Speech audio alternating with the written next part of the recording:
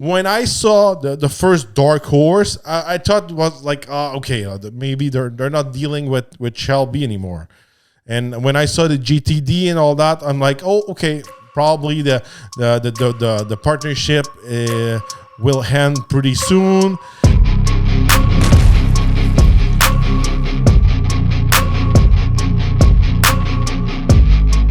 Today, is there a new Shelby GT350 or is not really the real thing?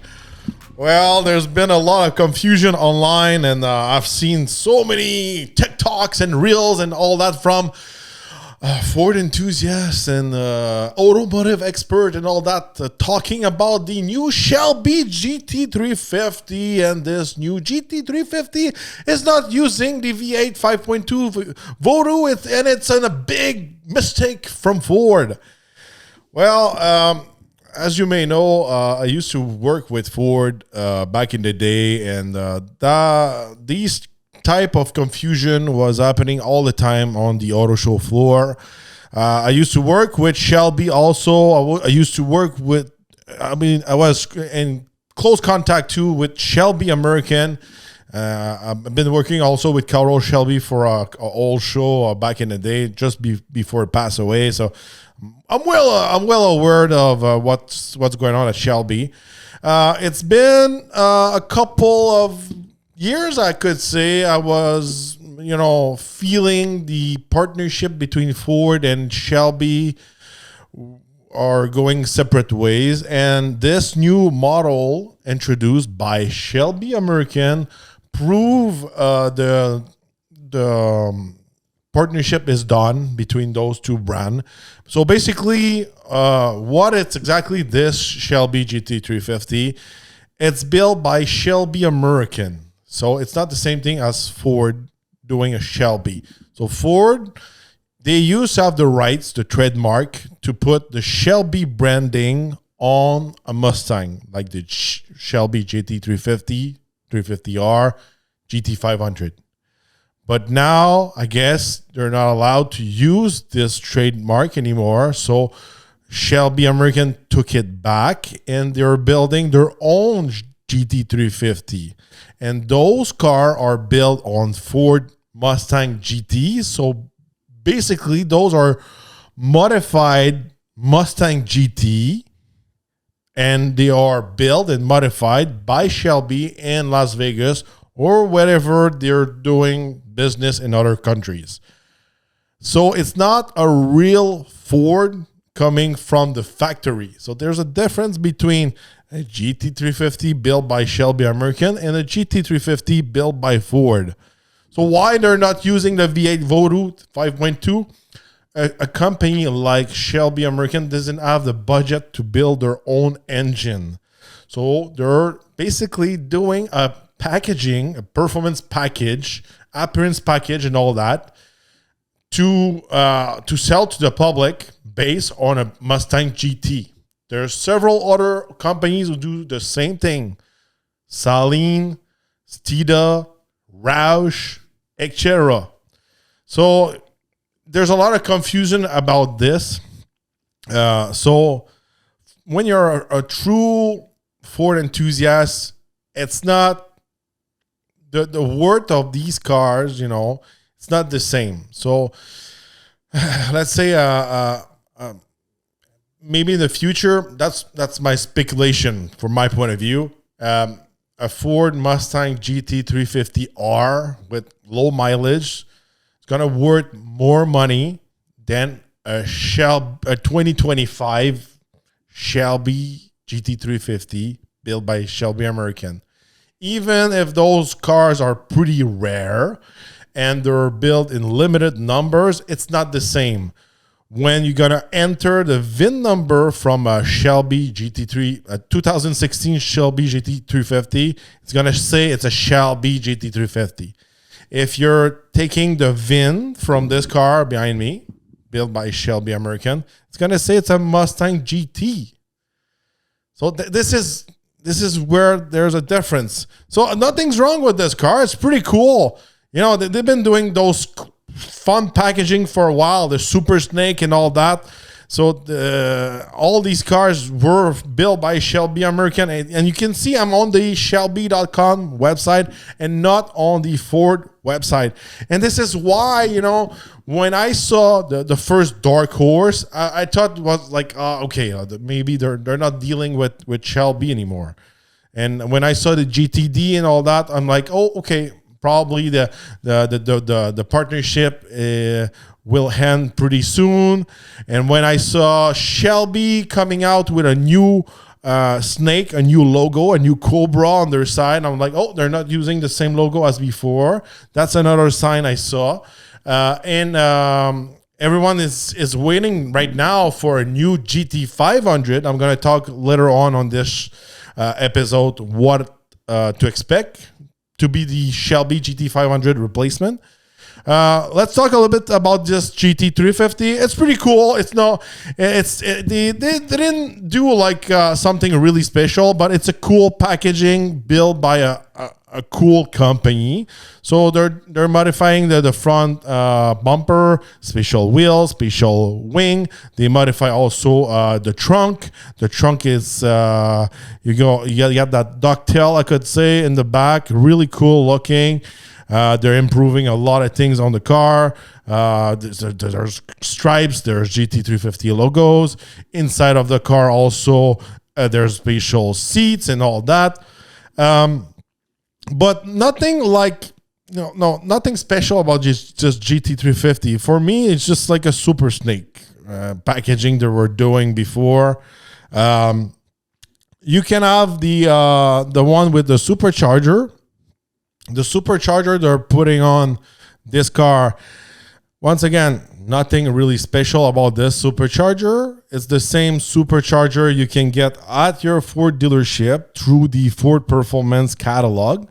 It's a 3-liter Whipple Supercharger, a big Supercharger, a good Supercharger with a warranty. I'm sure the warranty Shelby American give to their customer, it's the same warranty as Ford Performance is doing, because I'm sure it's the same packaging, it's the same horsepower number, it's 810 horsepower. I'm sure it's the same tune, because it's expensive to develop a supercharger package with the right tune to respect all the emissions in all the states, and also having something who's not gonna explode your engine and gonna last the warranty. So these tunes are developed by Ford Performance. So basically you can get the same power through your dealership. So it's gonna be the same. Nothing against that. It's a really, really good package. In my other podcast, the one in French, I already talk about all the tuning and all the supercharged packaging you can get for your Mustang and also for your F-150. If you're interested in that episode, I can remake it in English and telling you everything about it. I really liked all those packaging, especially on the F-150 short bed, single cab, 4x4. They call those the Mexican GTRs. They're pretty cool. That's the name in the streets. You can, if you're interested with this car, it starts at $109,995, and it comes with the manual transmission, and it's a Mustang GT. So the base underneath, this car is still a Mustang GT. You still get the Getrag transmission, but I'm sure you can get also the automatic transmission with 10 speed. So that will be a first for a Shelby GT350, because the one coming from Ford, from the factory, I hope you get it, the difference between a tuner and from the factory. The one from the factory came with the Tremec transmission, or the Dark Horse is built with the Tremec transmission. So it's a stronger, better transmission, especially when you're putting a supercharger on it. It's stronger to handle all that torque and horsepower. So it's a little bit better on this side. But yes, you can get it with the transmission, the automatic transmission. And that's what I was trying to say. In the GT350 built by Ford, you were not able to get it with an automatic transmission. It was only manual with that special Tremec. So, I'm not here to give you all the feature on this GT350. You can check the website. It's typical, packaging. You can get like also stuff like that with Hennessy and all that. They're doing kind of like similar stuff. Maybe you're asking, well, my dealership's got those Shelby in the showroom next to all the other Ford. Why there's no Shelby dealership and there's some Shelbys in the Ford?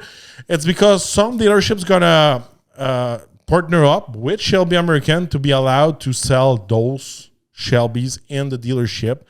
It's the same thing. You can have also the Roush, you can have the Saline, the Steedas, and all that. I know it's confusing for some people, but maybe you remember the F-150 Harley Davidson back in the day.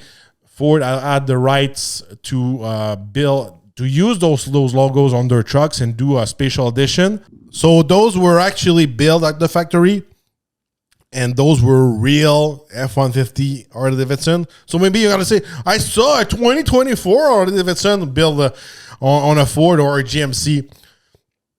Those are there's a company just like Shelby American or Roush called Tuscany Motors.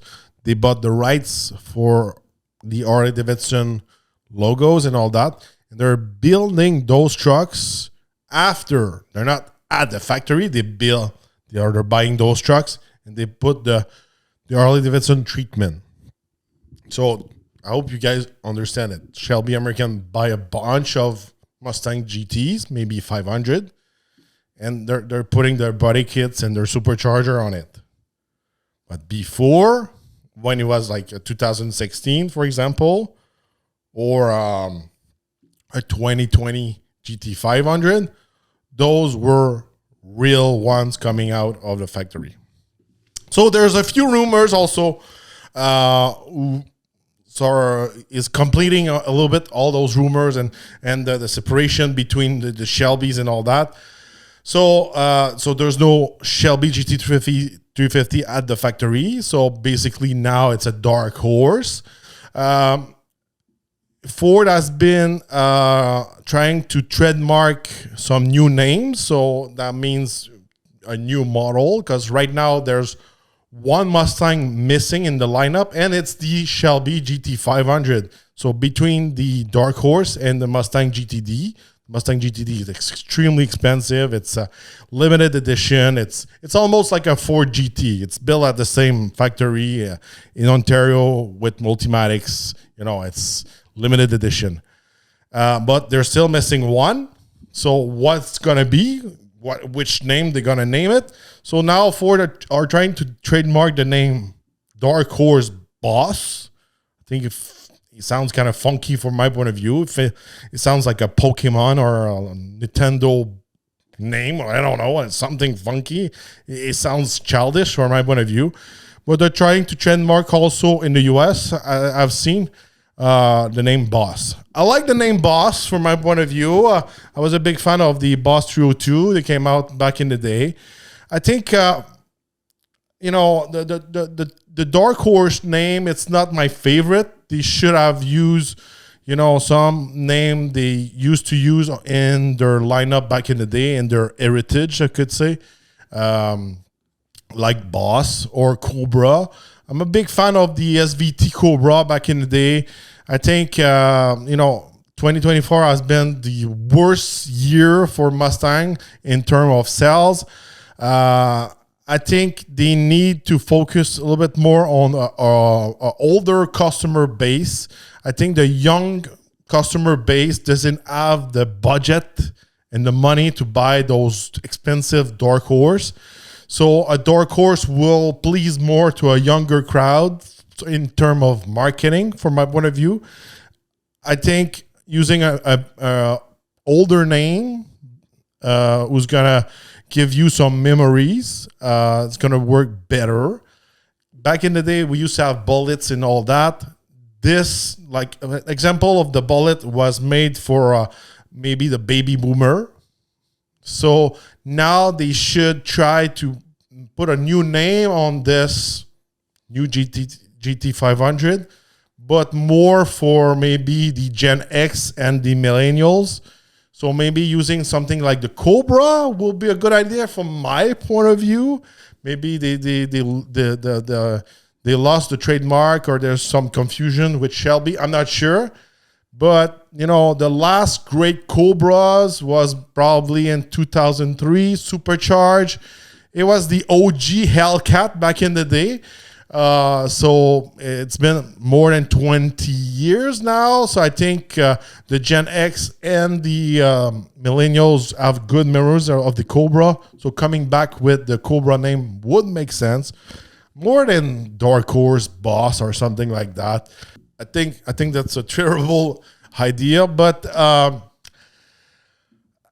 which engine we're going to find under the hood of this new Darkhorse Boss? I'm not sure. They're still making the V8 5.2 liter supercharged. We can find under the hood of the Mustang GTD. So that will be the probably easiest engine to use and easiest to make some decent horsepower. And that's the engine they used to put in the GT500. Doing some kind of formula like what they're doing in the aftermarket with the Whipple supercharger on the 5 liter would be probably another way to do it, but it's not special. It's not like it's just like copying the aftermarket. You should do something better than that. So I'm guessing probably the engine they're putting in the GTD and putting out something maybe with a good 800 horsepower. That's my guess, because the last Shelby GT500 was 760, around that. So 800 horsepower is my guess. So let me know in the comments, do you understand the difference between a GT350 from the factory and the one from Shelby American? And what is your guess for the future Shelby GT500 coming from Ford? The one who's missing between the Darkhorse and the GTD. Which name is going to be? Is it going to be Darkhorse Boss? Or you're just like me? Maybe you would like to see the Cobra coming back. Let me know in the comments. Don't forget to subscribe, like, and share. We're going to see each other on the next